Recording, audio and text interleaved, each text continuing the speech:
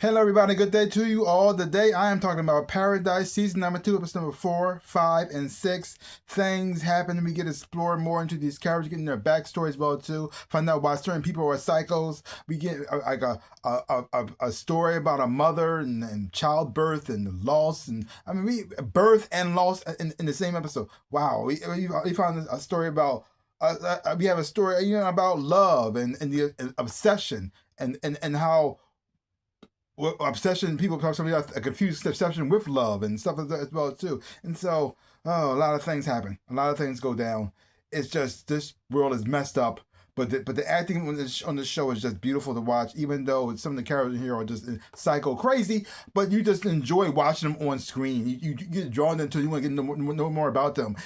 Watch their journey, even though they may be like a psycho. So we're starting off with a holy charge where you have Xavier. He's been captured by Annie, and she's pretty much saying, I heard what you said. You said it multiple times. You want to get your wife, blah blah, go to Atlanta, blah blah blah blah blah. But no, you ain't going there. Okay, you ain't going there because we're you gotta take me to see my baby daddy. Okay, so you take me to Corral, Colorado. Excuse me, that's where he's going, and that's where I need to go. So you got to take me there. He goes, no, I gotta go see my wife because my excuse me. Oh my goodness. Oh my God, what's going on? Sorry with that.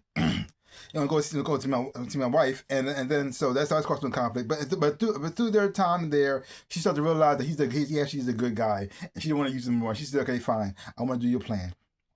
And then that, well, she's already been pregnant. She's been pregnant for quite some time now. But she also is medically trained. Now she may not become, because she was, I don't know if she's an official doctor, because she was going to a residency. So I guess she's sort of a doctor in a way. But but the knowledge is still there, even though she ran away from it. But the knowledge is still there, and she sees the signs that she's going through her pregnancy. So she knows she's not going to make it. She knows this, but she's not telling Xavier because she's scared. Because she's scared. She doesn't quite question him yet because she's telling her situation and what's going to happen. She thinks he's just going to abandon her and that's like that. But she doesn't know he's a good guy. And all her time being alone, all her time not trusting people, being scared of everybody, being scared of everything, her entire life, even before the incident happened, she ran away from things. And you got Xavier. Even though all the stuff he's been through, the things he's experienced, he's still open to people being good. He still says there's still good in people. There's still humanity out there. They're not all savages. We can't do this all by ourselves. We gonna need help. And so when she starts going into labor and he wants to be there for her to help her, he says, I'm not qualified for this. I don't know what I'm doing. Things are going wrong. I'm not getting help. And she like this, we're all going to die. And so, but through this, she realizes there are still good people out there. There are still things that there's still is humanity out there. We still can come together. We still can have community because everybody loves a baby.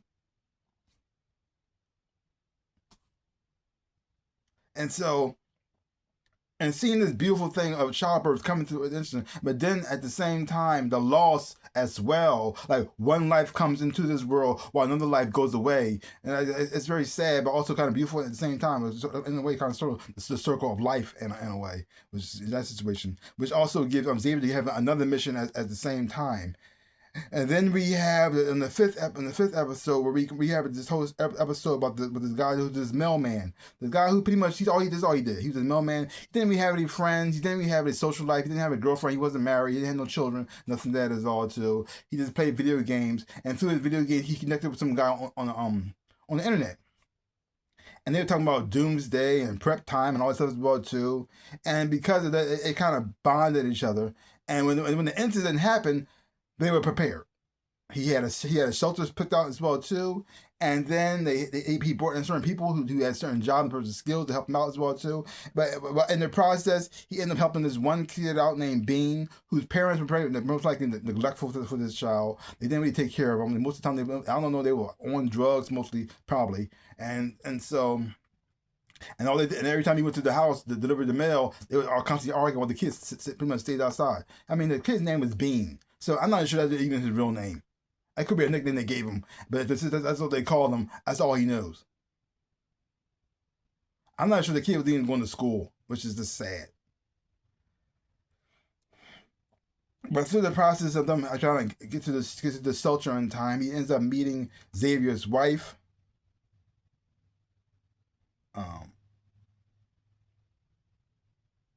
And because of that, they kind of form a bond. Well, at least more for him. He falls in love with her, but she's saying, "I'm not in love with you." And you think he's okay with that. You think everything's good, and you think he's actually a nice guy because you think the way he responded to it, you think it's going to turn nasty. He'll get mad. He'll get upset. He might try to kill her. Who knows? But he actually showed respect to her. You might say, "Okay, he's not that bad of a guy at all. He may be a little awkward, a little bit weird, but he seems cool. He looked like he got a good heart." And then you find out he's not that guy.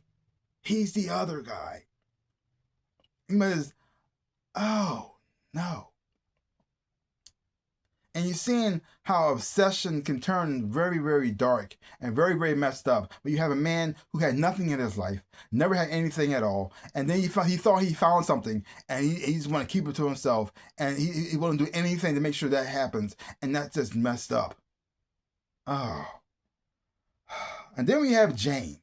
This episode here where we get to explore who Jane is and her background, her story. Now, I don't know what's going on here. Now, I don't know if there's some kind of supernatural situation or some kind of prophecy that were foretold, but somehow this guy who worked at Circuit City got information from the internet or on the computer about this girl being her birth and her being born, and that it was some kind of a sign that she's like the child of the devil. I had no idea what's going on. Like something like out of the Omen, and then he goes to after she's born, and then he goes to the mother. She's coming to the hospital.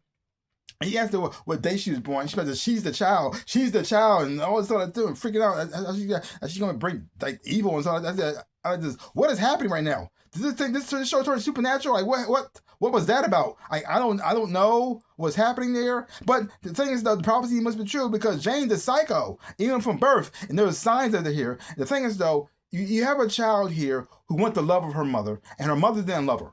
It looked like her mother was suffering from postpartum at the time, maybe, and she never really showed like love to her child. Like she took care of her, but she didn't like love her, and she didn't even had no friends. Jane was mostly by herself. She even had an imaginary friend, even when she was like maybe like 13 years old, and so she could tell she was off.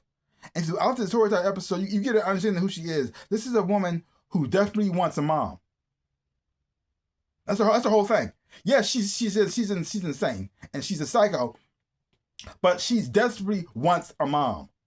Her mother did not really love her, treated her like crap, and so most likely neglected her most of the time.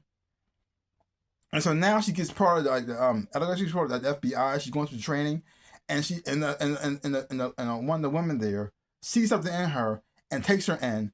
I teach her a technique about meditation, how to focus her mind and stuff as well too, which helps her out in the field, helps her through her training, help her rise up in the ranks and stuff as well too. And she listens to her, and so she imprinted on her like that's her mom. That's her mom. And then they're talking, and she's talking about how she's not getting the promotion because she's a woman, and so they will give it to the guy instead. And in her mind, her mom is in trouble. Her mom is being threatened. Her mom deserves this because my mom takes care of me. So I'm going to take care of help my mom out. And so she ends up doing something horrible to this person. So her mom will get the promotion. And he says, "Oh, no." Now, I'm not saying that's her actual mom. But that's how she imprinted on her as her mom. And then you have what's going on with Sinatra. Her third mom. She also saw something in her. Took her in. And then that she and the thing is though, she's when she does before mom, she opens up to her and told her she's a killer and she loves killing and all that and stuff like that too. And when Sinatra didn't flinch, didn't look away, and actually embraced her and then gave her a present to encourage her as well too. Now in her mind, that's her mom now. That's her mom. And when she talks to her Sinatra's daughter, her actual daughter, the way she talks to her, she's actually reverted back to her like a child again, and it looks like she's trying to connect to her like that's her sister. And this woman is so insane. Holy mother! Wow. So these episodes here were just amazing. I'll say fun to watch, disturbing at times, And the twist and the twist in here, I really do enjoy that because a lot of times you don't see coming. Like a lot of shows, you see a certain pattern and you see things going a certain way. You go, okay, you know where it's going to go. And this show delivers certain things in a certain pattern. You go, oh, I know how this is going to go. Okay, and then the twist is on you. You go, oh, okay, oh, that's pleasantly surprising. Okay, dokie. Like the whole thing with the mailman. At first, I thought you were going to go to a psycho way. I mean, it did, but it didn't go the way I thought it was going to go. Which is very interesting because it made it very creative in the way they told the story. Because yes, he got rejected. So you think for yourself, oh, he's going to flip out right then and there. No, he's very calm and collected. He said, oh, I'm sorry. I didn't mean to do that. I overstepped my bounds. I misread the signals. That's on me. We could just be friends. Everything's cool. And my letter says, okay, good for him. Thank you. He's not a bad guy after all. And because the thing is, though, the shows make you hate somebody else. And then when the push comes to shove and things go down, you realize, oh no, you're the bad guy. Oh no. And that's when you make you fear for Xavier, because Xavier is trusting him, because Xavier can tell from the start because of his training, that he's not telling him the whole story. There's something off with this guy, but he doesn't quite know exactly what that is just yet. But then when he opens up and says, I was in love with your wife. We didn't do anything, but I was in love with her. That was the only time he actually showed the truth. That's the first time he actually exposed himself and he saw something real. But we know who this guy is. But Xavier doesn't know who this guy is. And now you're just, oh no. Oh no. But overall, like I said, three great episodes. Check them out for yourself. We'll take my word for it. Hopefully you watch it, you will enjoy having watching it too, because I know I sure did. So give my channel a like, hit the thumbs up. Boop, and subscribe to my channel and share. I really do appreciate it. Also, links down below. Next to my social media, you want to follow me there. I really do appreciate it as well too. Also to my stores, I got a TeePublic store, Teespring store, and a Redbubble store. Little shops. Check out some stuff, some shirts and other things I designed. See some stuff, buy some stuff. I really appreciate it. Like I always say, in my dream through life, I am the Ninja Rabbit. Peace out, people.